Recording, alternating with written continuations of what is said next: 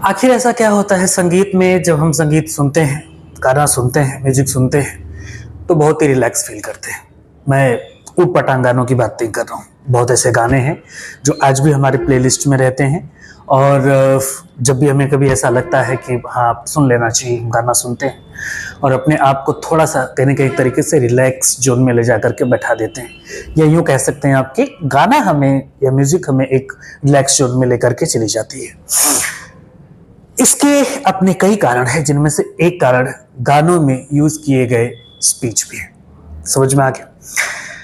Figure of speech के बारे में हमने कई बार सुना है, कई बार पढ़ा भी है, पढ़ते भी रहते हैं और आज वैसा ही एक कॉन्सेप्ट है जो आज की क्लास में असेंबल होने जा रहा है। वो हमारा है पर्सोनिफिकेशन, मानवीकरण, जिसको हम लोग बोलते हैं। संगीत का नाम मैंने इसलिए ले लिया क्योंकि आपको पता है कि संगीत में मानवीकरण का ठीक ठाक तरीके का यूज किया जाता है, पर्सोनिफिकेशन का ठीक ठाक यूज किया जाता है। इसके अलावा आप बहुत सारे नाटक उठा करके देख सकते हैं, बहुत सारे पोएम्स उठा करके आप देख सकते हैं जहां पे इन सब चीजों का ठीक ठाक तरीके का इस्तेमाल किया जाता है, यूज किया जाता है। गाइस, पर्सोनिफिकेशन क्या है इसको हम बहुत बहुत आसानी से समझेंगे। हिंदी में अगर मैं आपको समझाऊं तो किसी भी अमानवीय चीज में, जिसको आप नॉन लिविंग थिंग्स बोलते हैं, एक ह्यूमन कैरेक्टरिस्टिक्स की अगर मैं चर्चा कर लूं, इसमें लिखा है an attribute human characteristics is given to non living things for living good efforts to leaders.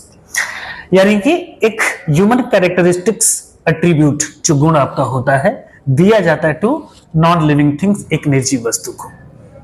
गाने में कई ऐसी लाइनें होती हैं और कई ऐसी चीजें होती हैं जहां पे जब हम उसे सुनते हैं तो हमें लगता है कि क्या गानों की लाइनें जो कह रही हैं भला ऐसा हो सकता है। सो गया ये जहां, सो गया आसमां, ऐसा सोच में, जबकि ना जहां सोता है ना आसमां सोता है, लेकिन गानों में इस तरीके की चीजें रखी गई हैं जिससे गानों का भाव और उसके साथ साथ उसके एक हम कह सकते हैं कि एक ठीक ठाक तरंगे जो सॉन्ग के होते हैं वो कहीं ना कहीं इंसान को थोड़ा सा प्रफुल्लित करता, खुश करता है। ये चीजें होती हैं। तो आज जो मुद्दा हमारा है, आज यही मुद्दा है पर्सोनिफिकेशन को लेकर के, और इसी पे बातचीत हम लोग करेंगे। बहुत ही आसान कॉन्सेप्ट हमारा रहेगा। इसमें बहुत सारे एग्जांपल्स मैंने दे दिए। अब डेफिनेशन मैंने आपको समझा दिया कि इसके क्या डेफिनेशंस होते हैं पर्सोनिफिकेशंस के, और इसके एग्जांपल्स, जैसे एक एग्जांपल्स इसमें मैंने लिखा है द विंड विस्पर्ड। विस्पर्ड का मतलब होता है फुसफुसाना या बुदबुदाना, भी लोग उसको बोलते हैं। जैसे बोलते हैं कि he whispered in my ears, मेरे कान में बुदबुदाया। Secrets to trees, the wind whispered, यानी कि हवा जो है, अब हवा कभी बुदबुदा नहीं सकती। समझ में आ गया ना? ये अपने आप में एक नॉन लिविंग थिंग्स है, लेकिन इसके अंदर कहीं ना कहीं हम एक ह्यूमन कैरेक्टरिस्टिक्स को डाल रहे हैं। विस्पर्ड, बुदबुदाया। ऐसा में सीक्रेट्स, जो सीक्रेट्स उसके होते हैं टू ट्रीज, पेड़ों को, यानी कि हवाओं ने पेड़ों को कुछ सीक्रेट्स, कुछ छुपी हुई चीजों को उसने कहने के एक तरीके से बताया। दूसरा एग्जांपल इसमें लिखा है कि every cloud has silver lining. ये सुना होगा आप लोगों ने, एक तरीके का प्रवर्ब सा, बहुत ज्यादा ये बोला जाता है गाइस। हर जगह उम्मीदों की किरण होती है, आशाओं की किरण होती है ना?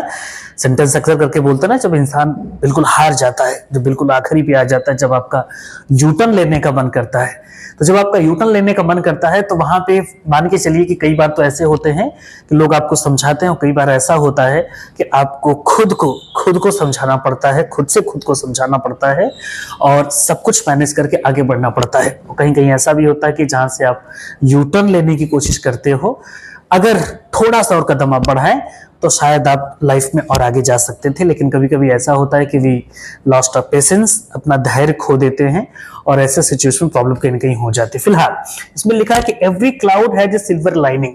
अब क्लाउड मतलब यहाँ पे बादल दिया हुआ है, समझ में आ गया ना? वैसे तो अपने आप में यही डम्स है, इसका अपना एक अलग मतलब होता है, लेकिन लिखा है कि every cloud has a silver lining, है ना?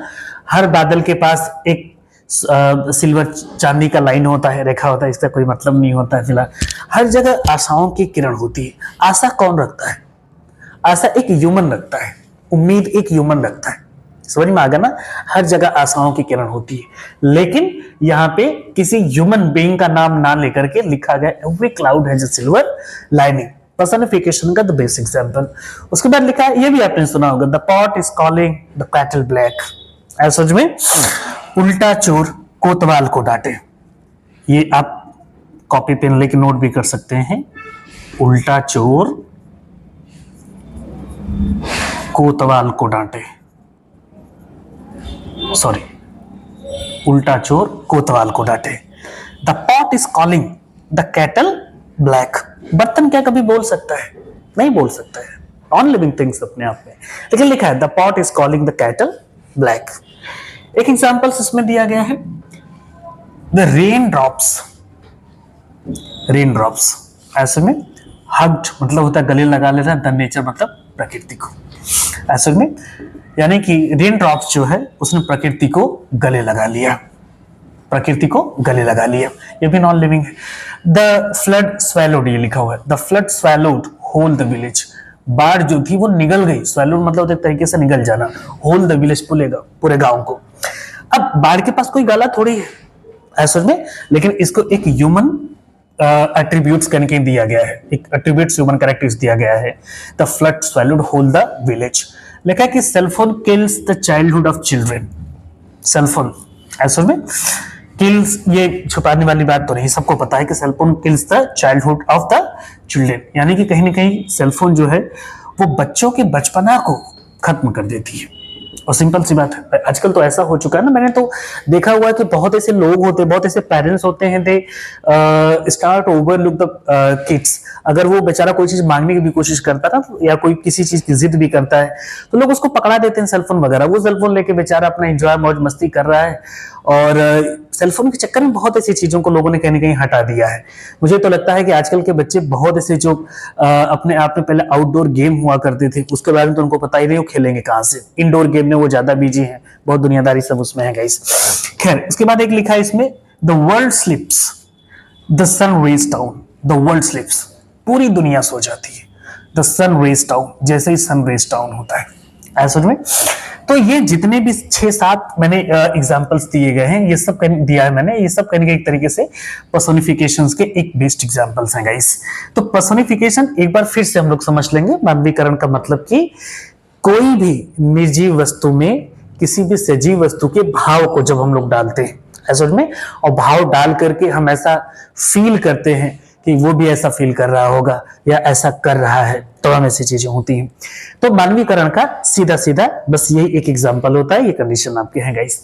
फिर मुलाकात करते हैं नए वीडियो में, तब तक के लिए नमस्कार। और हाँ, एक बार लाइक सब्सक्राइब शेयर करना ना भूलें, क्योंकि आप सारे लोगों का एक बार बहुत बहुत धन्यवाद कि आप लोगों के सपोर्ट की वजह से इस तरीके की चीजें चल रही हैं, क्लासेस भी ठीक ठाक चल पा रही हैं, और सब्सक्राइबर भी कहीं ना कहीं तरीके से बढ़ रहे हैं। तो we need more support of you so that we can ahead, और अच्छे अच्छे कॉन्सेप्ट को लेकर के आए, और हम भी आगे बढ़े और आपको भी आगे बढ़ाए। नमस्कार।